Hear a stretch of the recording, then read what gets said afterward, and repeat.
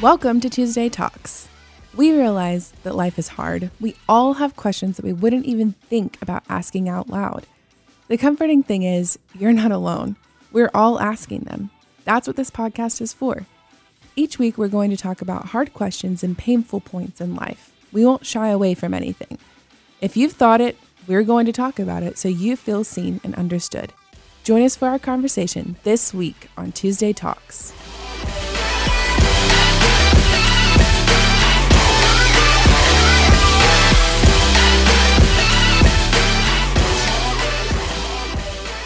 What is up, everyone? Thank you for joining us for another episode of Tuesday Talks. Today, I have the wonderful privilege of these two lovely people being here. I'm going to let y'all introduce yourselves. Ooh. Okay, sweet. I'm Corinne, and I get to serve here with this team. And yeah, I'm really excited to be here. Hey, I'm Ben, and I also get the privilege of serving here with Oh, man. So what do you guys do on said team? I didn't know if we were like being specific, but I get to serve as the girls minister. So I get to hang out with all the girls, 6th through 12th grade. Wow. I get to be the student worship and creative pastor. So all things music and all things creative. If you guys listening or watching have looked at our social media at all for the last, what has it been, 3 months since you took over? It has been all Mr. Benjamin Halsey, and he is crushing it. Just wanted to give you that shout out on the airwaves. Shout out to our sponsor, Ben Halsey. Shout out to LH students. Before we get started, you guys brought 3 items that encompass yourself as a person and kind of introduce yourselves to the podcast world. So, Corinne, I gave Kenny the choice last week, so I'll give you the choice. Do you want to go first, or do you want Ben to go first? I'll let Ben go first. All right, Benjamin, what are your 3 items? Okay. So I'll start out with this little guy right here. So this is a Spider-Man monster truck Hot Wheels thing that represents my relationship with my 2 sons.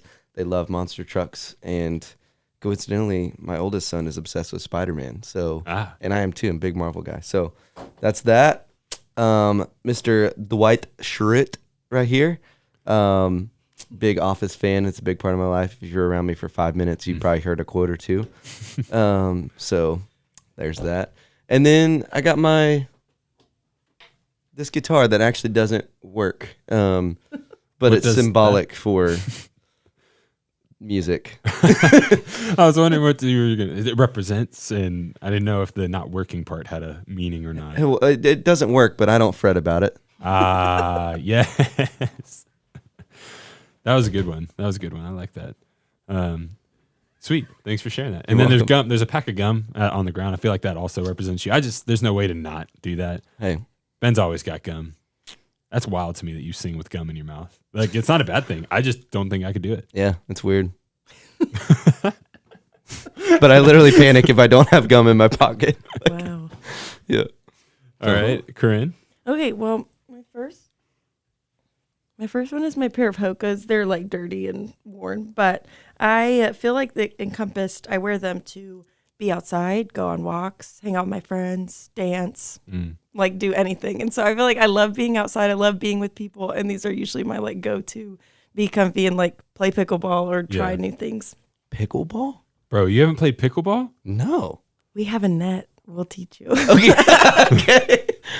No, I don't even know what that is. No, for real. Like it's like actually a ton of fun. It's tennis meets ping pong. Oh. Like it's fun. The rules and the scoring's a little weird at first, but like once you've got it, it's like, all right, let's go. It's way harder than you would think. Okay. And old people are really freaking good at it. Interesting. You don't have to run as much.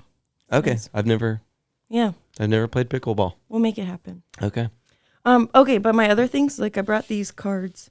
So I design stuff like on my iPad, and that's like kind of my creative outlet, but also I turn them into cards because I'm really big on like, I have most of my friends are long distance. So words are really important to me. And so I guess cards with art is a way that I'm intentional with people and help other people do the same. And then my other one is random. This is a part of my Bouncy Ball collection. Just a part? Yes.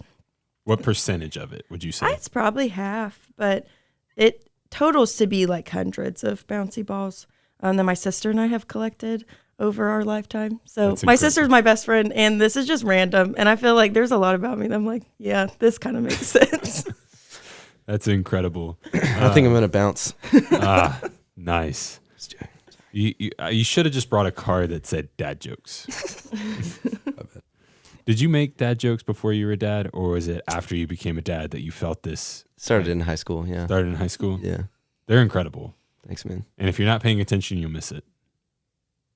That's probably a good thing. So So today's episode, that the question we're tackling is, what is influence and do I have it?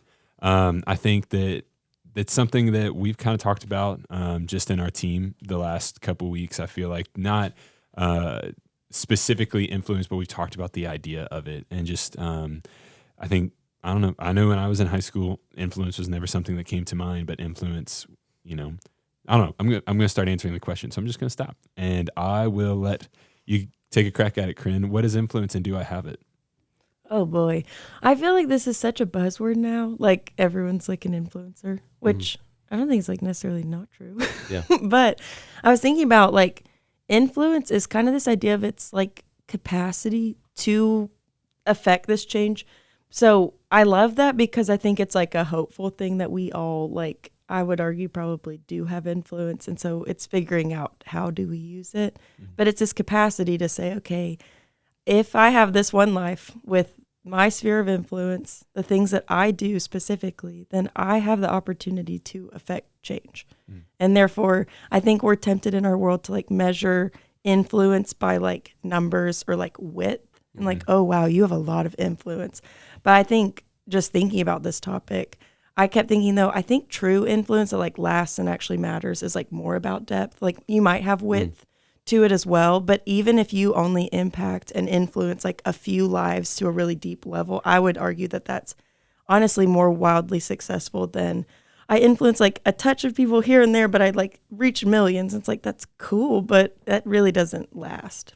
yeah, I almost think that like to what you were saying, like it almost seems like people in today's world think of influence in terms of like the opinions of other people that you can gain, like instead of like actual difference that you're making.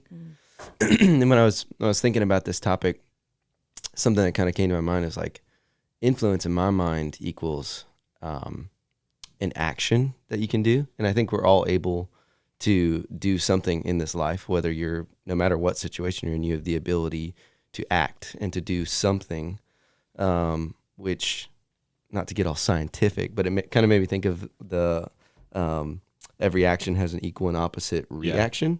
What law is that? One of them. Yeah, one of the scientific laws. One of the laws. I think it's Newton. Newton. Yeah, I wanted to say the Pythagorean theorem, but I knew that wasn't right. that's math. Sweet. A squared plus B squared equals C squared. Yeah. I know all about the sciences. But no, it made me think like, you know, if I act, if I do something, if I show kindness to my neighbor, if I'm with a friend and I answer a phone call, that has an equal and opposite reaction in someone else's life. So that's kind of where influence kind of landed for me, was like, we all have the ability to do it. Yeah. But like, if we all have the ability to do it, how do we know we're doing it? So like to go off this idea of influencer, because we're in an influencer society.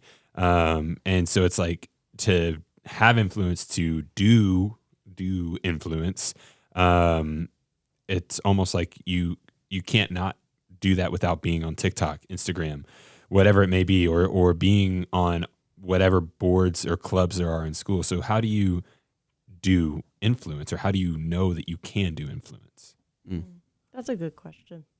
I feel like something that makes me think of is oftentimes I think we're tempted to like measure influence by results. So it's like, I really want to have influence. I really want to have influence. And if we obsess over like having influence and we don't focus on just like doing the steps necessary and like, I guess, trusting the process, then I think we'll miss the point of like being influential, because I think that a lot of our influence in our life, I hope and pray, will be things that we don't even know about, that like either live well past us, or no one ever comes back around and is like, hey, that was super influential of you on my life. But that doesn't mean that that isn't influence. And so I think about like, I guess my checkpoints would be more like, am I someone that's humble? Am I gentle? Am I compassionate with people? Am I patient?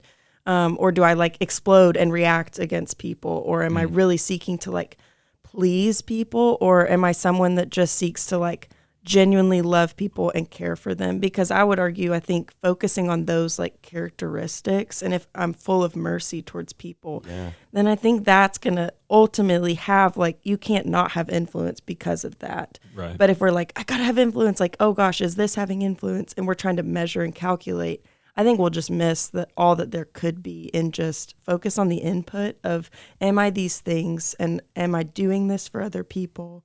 And letting that, I guess, speak for itself. Yeah.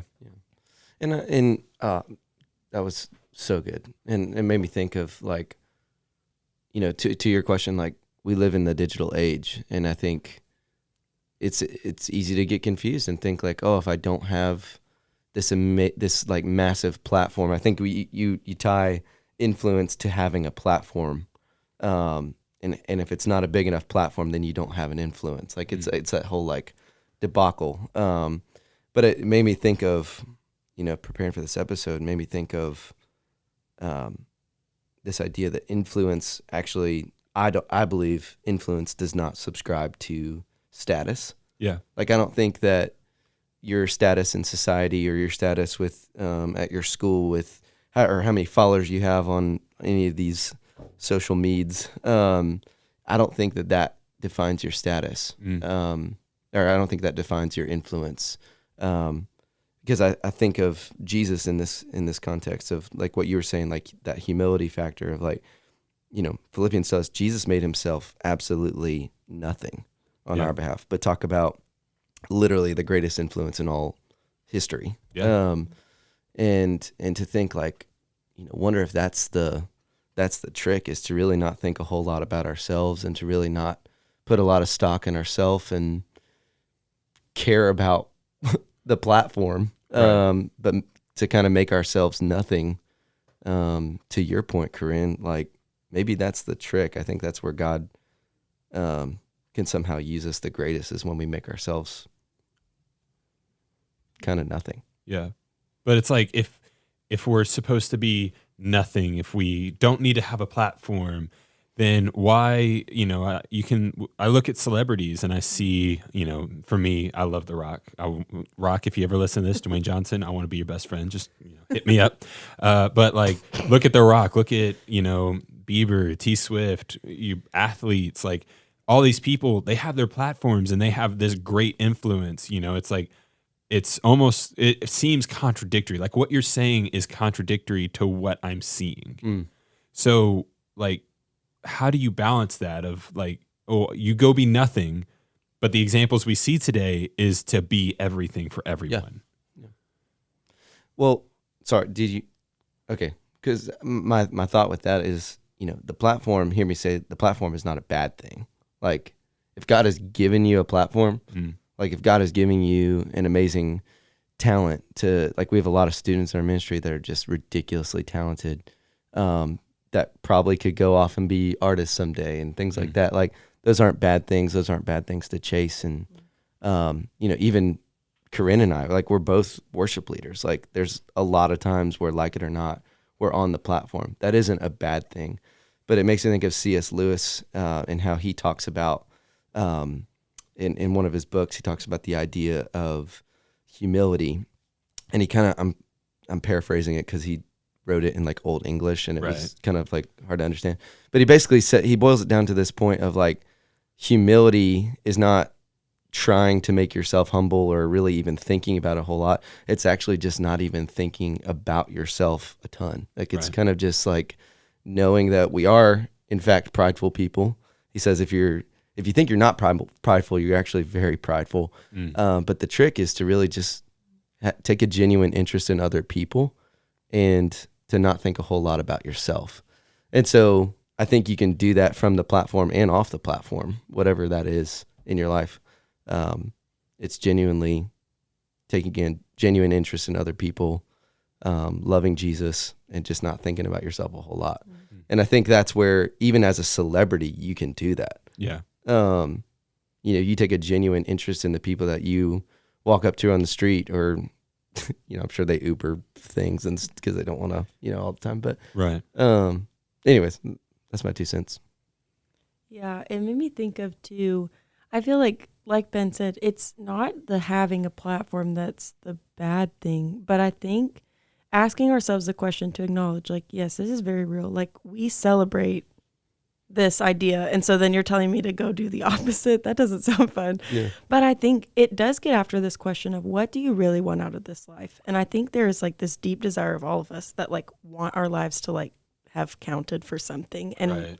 I don't personally wake up being like, gosh, I hope my life in no way affects anyone for positive things. Like, that would be a good day. Yeah. But I think like when we want that platform, maybe what we're actually saying, and maybe we need to check our hearts. If it's just to have like notoriety and like people recognize us, Yeah. that's maybe fun for a second. But I feel like celebrities would say it's not actually that fun to go to a restaurant and not be able to go out to eat and like do normal things. Right. But if that desire for that platform is because I want my life to matter, I think that's a very good desire, and I think that's something that God wants for our lives. But are we willing to trust that our lives can matter and have a difference, even if it doesn't look like this like cultural definition of success? That's good. And so just to say, if what you're saying when you're like, but gosh, I see these people, if you're saying, I want my life to mean something, that's great. I really hope that we all want to like positively impact the people in our lives. Yeah. But are you willing to say, but maybe I could get it a different way? Wow. And maybe one day the platform will come, but what we're doing now directly prepares us like for anything else to come. And so if we're not willing to like invest in the people sitting next to us in class because, well, once I get to bigger things, like, I don't know why we expect, if we can't do it now, why we're going to get better at it like later. Right. And so this is like the perfect time because we don't have tomorrow, but even if we do get tomorrow or years from now, I want to like be well versed in like loving people so that if like my circle does become bigger, or it doesn't, like I'm ready to do it well. Yeah. That's so good. No, that makes sense. And so it's with influence, we're basically saying, what I'm hearing y'all say is that you have it whether you want it or not, correct? Mm-hmm. So if I have it, then what do I do with it? Because like we kind of talked about, this is how you know you have it. This is how to get it. So now that you're telling me I have influence, how do I not let that go to my head? How do I use this for good? How do I use this to positively bring in change? Yeah, I feel like, okay, first thoughts are, if you're asking these questions, I'm really thankful because that's like a great place to start. And if you're like, okay, yes, I think the good news is because influence, I believe, yes, we all have it, but I believe it's a capacity. So I actually think that just because you have it to some extent, that's great, but doesn't mean that there's not more that could be had. Like if we would put our phones down or like focus on other people better, like I think we'd be like astounded by all the influence we actually could have. But I do think it's important to note that influence doesn't mean like changing people, like in the result of, it's not forcing them into like what we hope they turn into. Right. And that's why I think it's important. Like, am I someone that's humble? Am I someone that's gentle and compassionate with people? Even if that never changes their heart, one, it changes mine, but then also like I can trust that maybe I'm a part of a bigger story going on in that person's life, that I may never be the one person that's directly like connected to, wow, this person changed me. That's hopefully not what we want, is to be the one that's like, they're the hero of my story. Right. But we can be used and hopefully instrumental in even like a hello to someone that maybe hasn't been spoken to, like, or noticed. Yeah. Like we underestimate the power of that. And so I guess like also it's not twisting people's arms and like changing them. Influence is doing to like all that we can do to like show up for the people around us and in the spaces that we have been placed in, and trust the process, which is not passive. Like we have to like actually work at it and be intentional. But I would say like, if you're like, okay, I want to have influence, or I believe I do, but what does this look like? I would really truly pray like to God, help me to continue to increase my capacity, but help me not chase after this so that I go, yay, we saw 3 people change their mind and do these things, success. But actually, I like go to bed each night being like, okay, was I humble? Was I gentle? Was I full of mercy and kind to people? Was I patient and quick to listen? And how was I maybe not those things? And how can I like try again better? And I guess continuing to like commit to trying again and like learning from it. That's good.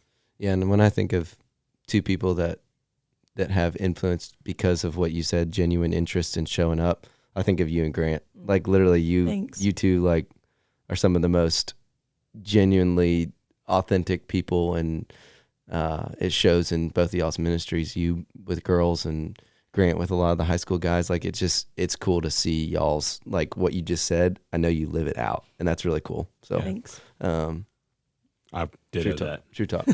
That's very kind. But yeah, and I was thinking, I was kind of thinking about something I was mentioned a minute ago, but in Philippians 2, it kind of gives a little bit of the rule book a little bit on this situation too. It says, in your relationships with one another, is how this starts. Like, it's literally talking about influence. I think has a lot to do with relationships, is kind of what we've been saying throughout this whole thing. It says, have the same mindset of Christ Jesus, who being in the very nature God, did not consider equality with God something to be used to his own advantage.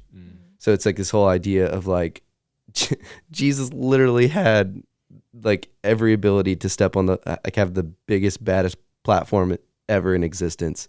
But he considered that equality with God something that he never used to his own advantage. So, and I'm going to break this down even more, but like, it makes me think of, I don't know, if you're like the star sports person on your sports teams. Sports ball. Yeah. And you could literally have this amazing platform, and you could take advantage of it in a really negative way. Like, how many times have we heard of stars and, unfortunately, leaders, even in the church, in situations where they had this amazing platform, but they use it for their own sinful advantage, and it just goes to mess. You know, it just gets ruined. So anyways, Jesus sets the example there of never using his own platform to his own advantage, but rather he made himself nothing by taking the very nature of a servant and being made in human likeness, which he didn't have to do, being found in appearance as a man, he humbled himself by becoming obedient to death, even death on a cross. Therefore, this is like the interesting paradox of it all, is that therefore God exalted him to the highest place and gave him the name that is above every name, that the name of Jesus every knee should bow in heaven, on earth, and under the earth, and every tongue should acknowledge that Jesus Christ is Lord, to the glory of God the Father. I don't know. It's this interesting thing of like, we would when we make ourselves low and we make our life about other people and pushing other people forward, whether we're on the platform or not, God tends to exalt that heart, not necessarily us, but he exalts his work in us, I think.